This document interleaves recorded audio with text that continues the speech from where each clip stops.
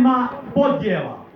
Ovih dana čitamo da borce sa Sutjeske prebrojavaju po nacionalnim krvnim zrncima i najvažnija stvar je da kažu koliko je koga bilo i kojih je bilo najviše.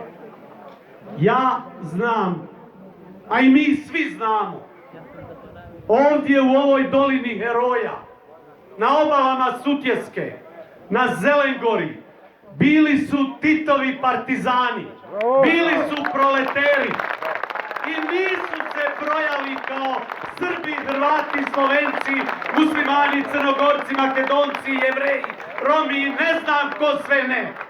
Bili su antifašisti, bili su proleteri i zagledani u slobodu, vjerovali u ideju slobode, sanjali san slobode.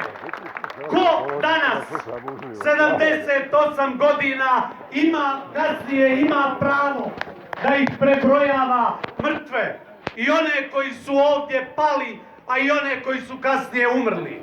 Na nama je koji smo danas ovdje da kažemo da to više tako ne može. A da i one koji su se među nas infiltrirali i koji se svrstavaju uz neke vlasti, kažemo ne može tako.